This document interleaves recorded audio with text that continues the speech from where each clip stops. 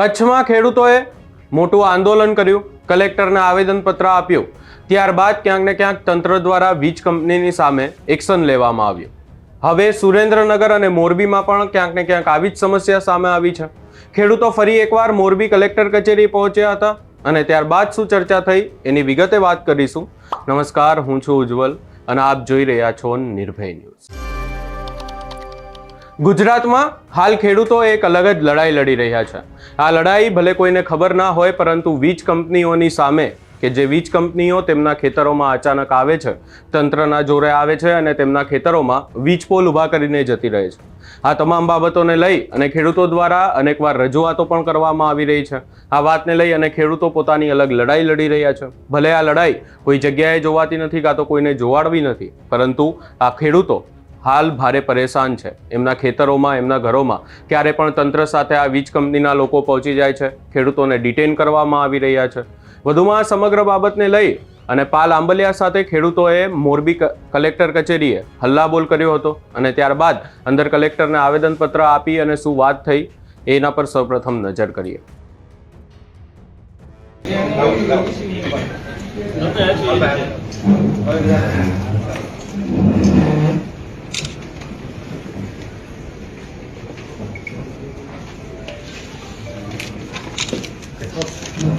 Okay जयेशભાઈ ક્યાં આવ્યા?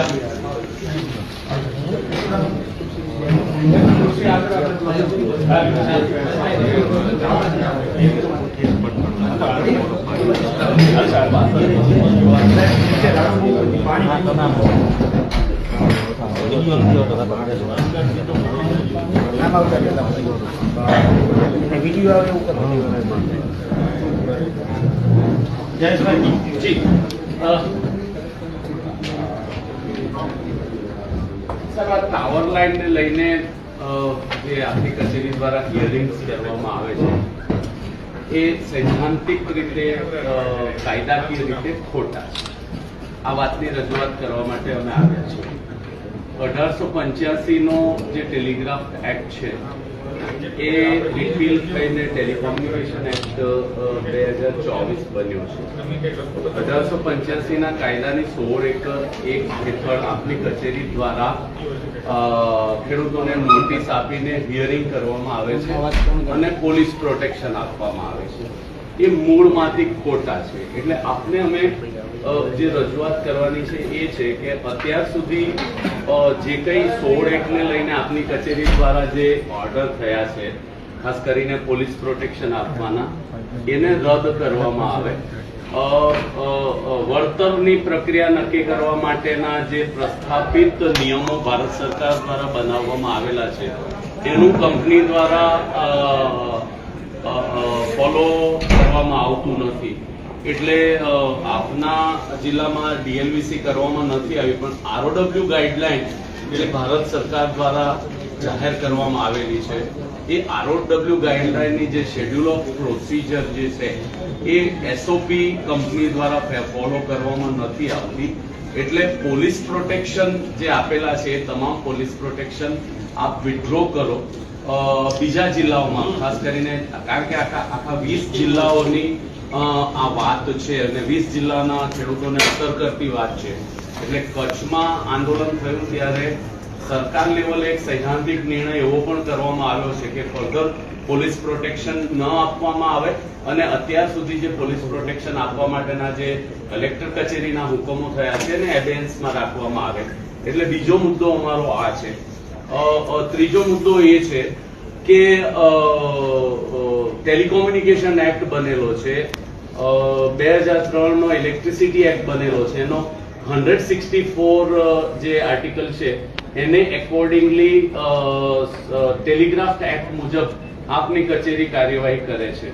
કાયદો એવું કહે છે કે 164 ની અમલવારી કરવા, 164 ની અંદર 1885 ને કાયદાની અમલવારી કરવા માટે સરકારમાંથી જે તે કંપનીઓએ પરવાનગી લેવાની હોય એ કંપનીઓ દ્વારા પરવાનગી લેવામાં આવેલી નથી.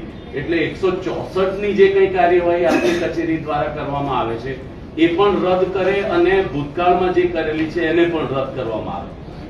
ચોથી વાત અમારી એ છે કે CERC પાસે એને લાયસન્સ લેવાના હોય, લાયસન્સ લેતી વખતે જે અસરગ્રસ્ત ગામો છે, અસરગ્રસ્ત ખેડૂતો છે, એની પાસે એમણે વાંધા સૂચનો લઈને CERC નું લાયસન્સ લેવાનું હોય. એ કંપનીઓ જ્યારે CERC પાસે ગઈ છે ત્યારે આ જે પ્રોસિજર કાયદા દ્વારા પ્રસ્થાપિત કરવામાં આવેલી છે એ પ્રોસિજર પણ એમણે ફોલો કરી નથી. એટલે લાયસન્સ ખોટી રીતે લીધેલું છે. એ ત્યારબાદ જે કંઈ કાર્યવાહી કરે છે એ મૂળમાંથી ખોટી છે. એટલે આપ સાહેબને અમારી વિનંતી છે કે આ તમામ કાર્યવાહી જે આપની કચેરી દ્વારા જે આજે પણ નોટિસો આપવામાં આવેલી છે, સાહેબ, ક્યાં તો એને નોટિસો પાછી ખેંચી લેવામાં આવે, અથવા તો અત્યારે જ્યાં સુધી સરકારની અંદર કોઈ, કારણ કે સરકાર સાથેના અમારી વાટાઘાટો ચાલે છે અને કમ્પેન્સેશનને લઈને વાણિજ્ય જંત્રીના 4 ગણા બાબતની વાત પણ ચર્ચામાં છે. એટલા માટે આપ સાહેબને અમે વિનંતી કરીએ છીએ કે આ તમામ જે પ્રક્રિયા છે એ તત્પૂરતી ક્યાં તો આપ એબેન્સમાં રાખો અથવા તો જે કંઈ ઓર્ડર કરેલા છે એ રદ કરો એવી આપણે વિનંતી કરીએ. હાલો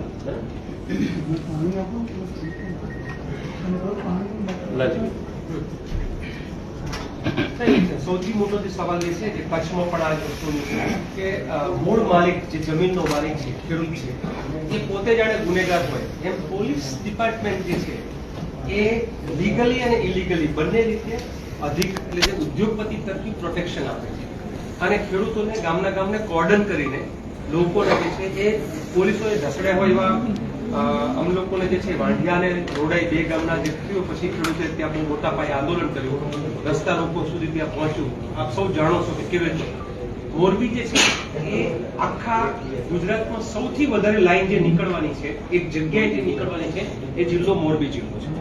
આ મોરબી જિલ્લામાં એટલે કલેક્ટર કચેરી સુધી માત્ર 2 લાઈનની માહિતી આવી છે. ટોટલ 18 લાઈનો નીકળવાની છે ખાલી આ જિલ્લામાં. બીજી 2 લાઈનો બીજેથી નીકળવાની. 18 લાઈનો નીકળવાની હોય. અહીંયા એક જ લાઈનનો મારી પાસે આંકડો છે જે એક GR બહાર પડ્યો છે પ્રમાણે અને સંપાદન માટેનો.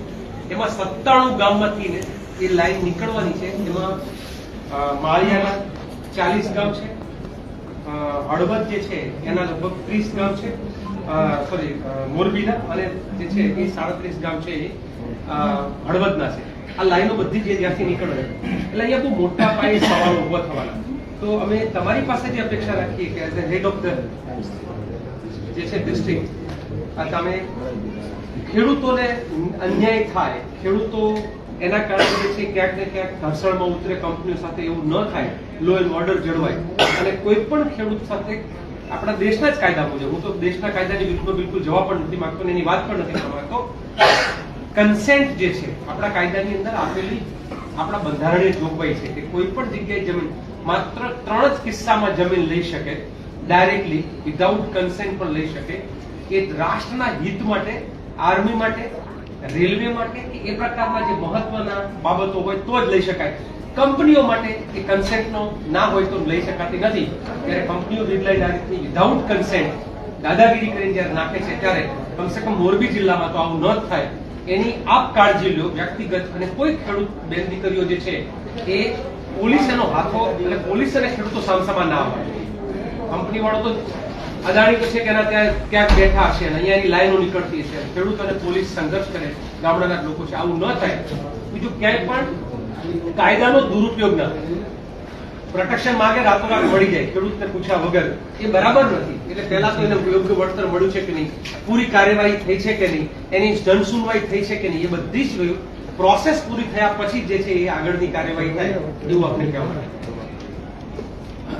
અને વળતરની અંદરનો જે ભેદભાવ છે આપણે જયેશભાઈ જ્યારે નતા આપ લોકોની સાથે સંવાદ થતો કે મોરબીમાં તો હું ગામોગામ કલેક્ટર પોતે સંવાદ કરે છે, એટલે આવી વાત સારી કહેવાય સંવાદ કરતા હોય.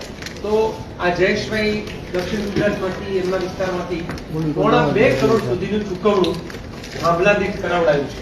પુરાવા રજૂ કરી છે. પુરાવા અને power grid corporation of India લિમિટેડે ચૂકવેલું છે, કારણ કે એમણે ખેડૂતો સાથે ખેડૂતોનો સંપર્ક કરી અને ત્યારબાદ ખેડૂતોએ કન્સેન્ટ આપી અને ત્યારબાદ કામ થાય.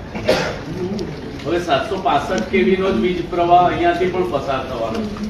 બજાર કિંમત ઇરરિસ્પેક્ટિવ અમારે ત્યાં દક્ષિણ ગુજરાતમાં જ્યારે બુલેટ ટ્રેન અને એક્સપ્રેસ હાઈવેના પ્રોજેક્ટ થયા ત્યારે યુનિફોર્મ વળતર આપવામાં આવ્યું.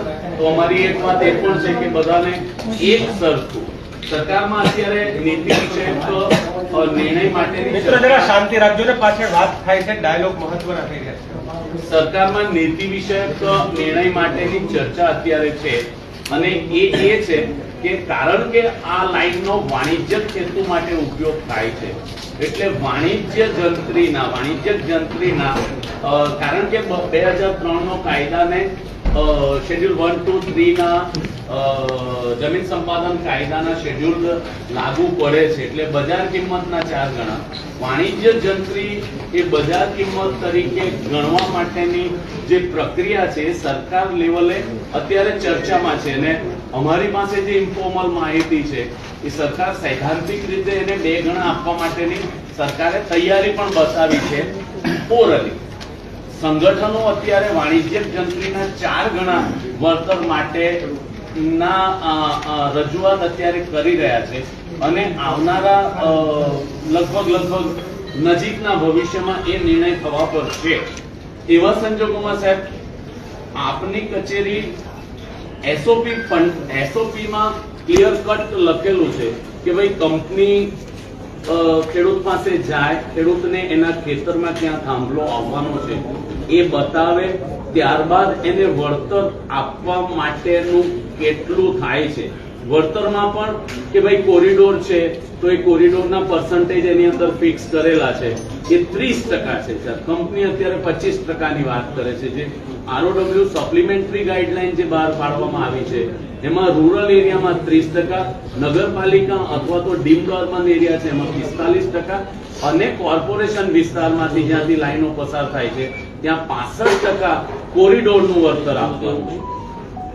વાણિજ્યક જંત્રીના 4% થાંભલાનો જે વિસ્તાર છે પાકના વળતર નક્કી કરવા માટે અમારા દક્ષિણ ગુજરાતમાં શેરડીના 3 પાકનું વળતર, કેળ હોય તો કેળના 3 વર્ષનું, કારણ કે રોપાણ લાંબ અને લાંબ કેળમાં પણ અને શેરડીમાં પણ એટલે 1 એકરમાં જે એવરેજ યીલ્ડ મળે છે એના 3 ગણા કરીને જે વળતર અત્યારે શેરડીની બજાર કિંમત 3500 રૂપિયા, તો 3500 રૂપિયાનું 1 એકરની અંદર 55 ક્વિન્ટલ 55 ટનનું ઉત્પાદન થાય તો 55 ને 3 ગુણીને 3500 લેકે કેળનો એક લૂમ છે તો એ 40 કિલોની છે તો 3 વર્ષ માટે 40 કિલોની લૂમ આપવાના છે. એનું 20 રૂપિયા કિલોનું છે તો એ ગણતરી કરીને 1 વીઘાની અંદર 700 કેળના ઝાડો હોય એટલે 2378 સ્ક્વેર મીટરની અંદર 700 ઝાડો હોય તો 700 ના 3 ગણા કરીને 2100 ના 40 કિલો એ ગુણીને ગુણ્યા 20 કિલો લેકે પાક વળતર નક્કી કરવામાં આવે છે.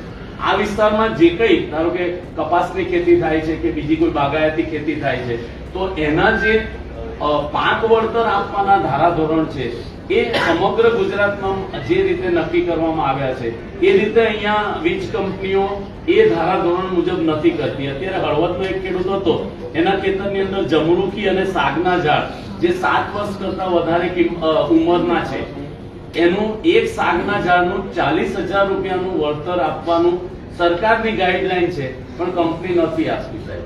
એટલે આ પ્રકારના જે કંપનીઓ સબ્જેક્ટિવિટીથી જે કામ કરે છે એ પણ કારણ કે આપ ડિસ્ટ્રિક્ટ મેજિસ્ટ્રેટ છો ને આપ એઝ એ મેજિસ્ટેરિયલ પાવર્સથી આપ આ પ્રક્રિયા કરી રહ્યા છો તો સાહેબ જ્યુડિશિયસલી કરવામાં આવે ને યુનિફોર્મલી કરવામાં આવે એવી પણ અમારી એક રજૂઆત છે. બીજું એક વસ્તુ ઉમેરીને મારી વાત આપણી આ જે વાણિજ્ય એટલા માટે કહે છે ગુજરાતના લોકોની વીજ પૂરું થવાની જરૂરિયાત હોય તો ક્યારેક ગુજરાતને ભોગ આપવામાં વાંધો નહીં, પણ ગુજરાતમાં અત્યારે 27,000 મેગાવોટની જરૂરિયાત છે, 25 થી 27,000. એની સામે 60,000 મેગાવોટ વીજળી પેદા ગુજરાત કરે છે. એનો મતલબ જરૂરિયાત કરતા બમણાથી વધારે વીજળી પેદા કરીએ છીએ જે બીજા રાજ્યોને આપીએ છીએ. તો પછી વ્યાપાર જ કરવાનો છે તો ગુજરાતના ખેડૂતોનો ભોગ કેમ લેવાય? આ સૌથી મોટો સવાલ છે. એટલે માત્ર ધંધો છે, આ જરૂરિયાત નથી. આ નીડ હોત, જરૂરિયાત હોય તો ખેડૂત સામે ચાલીને કે મારા ખેતરમાં થાંભલો નાખો, પણ જયારે વ્યાપાર જ કરે છે ત્યારે એ માંગણીની વાત આપણે ચૂકવાની વાત રહી ગઈ. કે સરકાર સાથે વીજ કંપની 25 વર્ષનું એમઓયુ કરે છે, એટલે એને કમાણી 25 વર્ષ થવાની છે. આમાં અમે આજે ચર્ચા પણ કરી છે કે આ માંગણી જે છે અમારી એ છે કે ભાઈ તમે જે અમને વળતર આપો છો ને એ તો તમે અમારી જમીનનું જેમ પહેલા નથી ડિપોઝિટ આપતા એમ ડિપોઝિટ છે માની લો તમે કમાવાના છો 25 વર્ષ સુધી, તો ખેડૂતોને 25 વર્ષ સુધી એનું વળતર એનું જે છે એ ભાડું કેમ ના મળે એના માટેની પણ અત્યારે ગુજરાતમાંથી માંગ ઉઠી છે. આ વાત પણ સરકાર સુધી પહોંચે એવું આપણા માટેથી છે. હું સાહેબ તમે જે નોટિસ આપો છો ને 1885 ની કલમ, બરાબર, એ 1885, તો સાહેબ મારો પહેલો સવાલ એ છે કે 1885 મુજબ તમે નોટિસ આપ્યા પછી તમે વળતર જ્યારે નક્કી કરો છો ત્યારે 2024 ના પરિપત્ર મુજબ નક્કી કરો છો, તો આવું શું કામ? અને એ નોટિસમાં તમે નીચે લખો છો જે વળતર નક્કી કરી અને ખેડૂતને જે તમે આપો છો ઓલું કાગળ પહોંચ, એમાં લખો છો કે પ્રવર્તમાન કાયદાઓ અનુસાર આ વળતર તમને મળવા પાત્ર છે. જ્યારે તમે પ્રવર્તમાન કાયદાઓ શબ્દ લખો છો, બરાબર છે, એમાં પરિપત્ર નથી લખતા, કારણ કે તમે વળતર અમને આપ્યું છે પરિપત્ર આધારિત, કાયદા આધારિત નથી આપ્યું. 1885 નો ટેલિગ્રાફ એક્ટ હોય કે 2003 નો ઇલેક્ટ્રિસિટી એક્ટ હોય, જેના આધારે તમે નોટિસ આપો છો, એ તો એમ કે છે મિનિમમ ડેમેજ મેક્સિમમ કમ્પન્સેશન. એમાં ક્યાંય કરતા ક્યાંય જંત્રી ભાવ કે વાણિજ્ય ભાવ છે જ નહીં, એમાં તો મિનિમમ ડેમેજ મેક્સિમમ કમ્પન્સેશન છે. ત્યારે સવાલ એ ઉભો થાય કે મિનિમમ ડેમેજ એટલે શું? તો ડેમેજની અંદર અમારી જે કિંમત ઘટે છે જમીનની, એ અમારું નુકસાન છે. આ નુકસાનનો એમાં સમાવેશ થવો જોઈએ. આ જ લાઈન અમારા ખેતરમાં 25 વર્ષ રહેવાની છે, એને હું કોઈ દિવસ બીની ખેતી નથી કરી શકવાનો. એની નીચે હું ઢારિયું, એકઢારિયું, મકાન, બોર, કૂવો, ગોદામ નથી કરી શકવાનો. એની નીચે મારે નાળિયેરીનો બગીચો કરવો છે, હું નથી કરી શકવાનો. મારી જ જમીન છે, તેમ છતાંય 25 વર્ષ સુધી હું જે નથી કરી શકવાનો એ મારું નુકસાન છે. એ મારું જે નુકસાન છે એ નુકસાનનું 25 વર્ષનું નુકસાન કાઉન્ટ શું કામ નથી થતું? જો તમે 1885 ટેલિગ્રાફ એક્ટ જેને તમે પ્રવર્તમાન કાયદો કયો છો, જેને તમે 2003 ઇલેક્ટ્રિસિટી એક્ટ જેને પ્રવર્તમાન કાયદો કયો છો, તો એ પ્રવર્તમાન કાયદા મુજબ તો નુકસાન કાઉન્ટ કરવાનું છે. મારું મિનિમમ ડેમેજ શબ્દ છે, તો એ મિનિમમ ડેમેજ ને આ ક્યાંય કરતા ક્યાંય ગણતરીમાં તો લેતા નથી. નંબર 2 છે આ હમણાં જે લાલજીભાઈ વાત કરી, કંપનીઓ જે ધંધો કરે છે, મને ભારતના બંધારણે મિલકત ધારણ કરવાનો અધિકાર આપ્યો છે, અને એ મિલકત ધારણ કરવાનો અધિકાર એમ કહે છે કે માનનીય કલેક્ટર સાહેબને પોતાના ધંધા કરવા માટે પાલભાઈની જમીનનો ઉપયોગ કરવો હોય તો પાલભાઈની જમીન કાં તો વેચાતી લેવી પડે અથવા તો ભાડે લેવી પડે. આ મારા મિલકત ધારણ કરવાનો અધિકાર મને કહે છે. તો એવી જ રીતે કંપનીઓને જો સેવા કરવી હોય, હું આખા ગુજરાતના એક ખેડૂતને પૂછ્યા વગર બાહેધરી આપું છું. આખા ગુજરાતના જેટલા ખેડૂતના ખેતરમાં તાર નાખવો હોય એટલા નાખી દો, થાંભલા ઉભા કરવા હોય એટલા ઉભા કરી લો. એક ખેડૂત રૂપિયો નહીં માગે, પણ શરત એટલી કે જેટલી વીજ કંપનીઓ વીજળી પેદા કરે એ એક પણ રૂપિયો સરકાર પાસેથી કોઈ પાસેથી લેવાની મફત વીજળી આપશે. અમારે ખેડૂતોને અમારે સેવા જ કરવી, ચલો સહમત, અમારે સેવા જ કરવી છે. અમારે આ 25 વર્ષની અમે 50 વર્ષનું લેખિત આપી દઈએ. કંપની લેખિત આપે કે અમે 1 રૂપિયો લેશું નહીં, ના સરકાર પાસેથી, જનતાની તિજોરીમાંથી કે કોઈ પણ પાસેથી, અમે સંપૂર્ણ મફત વીજળી આપશું. અમારે રાષ્ટ્ર સેવાનું કામ કરવું છે, તો અમને ખેડૂતોને રાષ્ટ્ર સેવાનો કામ કરવાનો એવો મોકો આપવામાં આવે સાહેબ, બરાબર છે. આ કંપનીઓના ખિસ્સા ભરાય અને અમને અમારી છાતી ઉપર 25 વર્ષ થાંભલા ઉભા થાય, આવી રાષ્ટ્ર સેવા અમને નથી જોતી. આ સરકારને અને કંપનીને મુબારક. ઉદ્યોગ સેવા એટલે ઉદ્યોગ સેવા, બરાબર છે. એટલે આ એક સાહેબ મહત્વની વસ્તુ એ છે, જ્યારે અગાઉ પણ મેં જોયું, ખાખરેજી હોય કે વેજલપુર હોય, હું ત્યાં આવ્યો છું, પોલીસ પ્રોટેક્શન તમે આપો છો. ખાખરેજીના જ પોલની વાત કરું ત્યારે જે તે કલેક્ટર હતા ત્યારે વાત પણ મારે થઈ હતી. તમે સાહેબ એને 67 મીટરના આ કોરિડોરની મંજૂરી આપી છે. તમે એને મંજૂરી તો આ 67 મીટરના કોરિડોરની આપી છે, કારણ કે તમે જે વળતરનું લખ્યું છે એમાં લખ્યું છે કે 67 મીટરનો કોરિડોર. હવે આ 67 મીટરના કોરિડોરમાં આ થાંભલો ઉભો કરવા માટે આ કંપની અહીંયા તાણીઓ નાખે છે. અહીંયા તાણીઓ નાખવા માટે, બરાબર છે, એ ટ્રેક્ટર લઈ અને તાણીઓ ખેંચીને જાય, તાર ખેંચીને. તો અહીંયા તાણીઓ નાખો, આ તો તમારું હુકમ બહારની જગ્યા છે. તો કંપની અમારી પાસેથી વપરાશી હક તરીકે જગ્યા કેમ નથી લેતી? અને તમે પોલીસને સૂચના આપો કે આ 67 મીટરની બહાર 1 ફૂટ જો કંપની ઉપયોગ કરે તો ત્યાં ખેડૂતને પોલીસ પ્રોટેક્શન આપવું, કારણ કે આ તો અનધિકૃત પ્રવેશ છે, તમારા હુકમ બહાર પ્રવેશ છે. જ્યાં તમારા હુકમ બહાર પ્રવેશ કરે છે ત્યાં એને ખેડૂતને પોલીસ પ્રોટેક્શન મળવું જોઈએ. નંબર 3, સાહેબ અહીંયાથી આ હાઈવે છે, આ હાઈવે થી એને અહીંયા વાહન લઈ આવવું છે તમારા 67 મીટરના કોરિડોરમાં. આ જે વચ્ચેનો માર્ગ છે આ અમારા ભાઈ ભાગનો છે. આ માર્ગ આજે અમારા હાથબારમાં બોલે છે. આમાં સરકારનો ક્યાંય જાહેર માર્ગ નથી. તો અહીંયા મારા કાકાનો દીકરો છે, અહીંયા આદાનો દીકરો છે, અહીંયા ભાઈનું ખેતર છે. આ ખેતરનો કંપનીએ ઉપયોગ કરવો હોય તો અમારી પાસેથી વપરાશી હક લેવો પડે. એના સિવાય કંપની અહીંયા આવી શકે નહીં મારા ખેતર સુધી. જ્યાં તમે હુકમ કર્યો છે ત્યાં એનું વાહન લઈને આવવું હોય તો વપરાશી હક આપવો પડે. જો આ ન કરે તો પોલીસ અહીંયા શું કામ કંપનીને પ્રોટેક્શન આપે છે? આ ખેતરનો હુકમ છે તમારો? નથી. તમારો હુકમ નથી તો પોલીસ ત્યાં પ્રોટેક્શન આપે છે. તેણે પૈસા લીધા છે કે પોલીસને કાયદાની ખબર નથી? બેમાંથી એક જ કારણ હોય. જો પૈસા લીધા હોય તો એઝ કલેક્ટર તમારે કાર્યવાહી કરવી જોઈએ, અને જો કાયદાની ખબર ના હોય તો એમને કયો અભ્યાસ કરે? પૂરી માહિતી જાણી. અહીંયા ખેડૂતોની એક જ માંગ છે, એમના ખેતરો આપવા માટે પણ તૈયાર છે, પરંતુ એમને જે યોગ્ય વળતર છે એ ચૂકવવામાં આવે. આ વળતરની જો વાત કરવામાં આવે તો કચ્છમાં વળતર અલગ છે, સુરેન્દ્રનગરમાં વળતર ખેડૂતોને અલગ આપવામાં આવે છે, મોરબીમાં અલગ આપવામાં આવે છે. આ આખી બાબતે જો ચર્ચા કરવામાં આવે તો જગ્યાના હિસાબે જે વળતર એ બદલાય એ વાત યોગ્ય છે, પરંતુ આટલો બધો તફાવત ના આવવો જોઈએ. બીજી વાત એ છે કે જે જંત્રીનો ભાવ આપવામાં આવે છે એ પણ યોગ્ય નથી. ખેડૂતો હાલ એક જ માંગ કરી રહ્યા છે કે એમને જે આજનો માર્કેટ ભાવ છે એ ભાવ આપવામાં આવે. આ સમગ્ર બાબતે આપનો શું અભિપ્રાય છે એ અમને કમેન્ટ કરી જરૂર જણાવશો. અમારી ચેનલ નિર્ભય ન્યૂઝને લાઇક, શેર, સબસ્ક્રાઇબ કરવાનું ભૂલશો નહીં.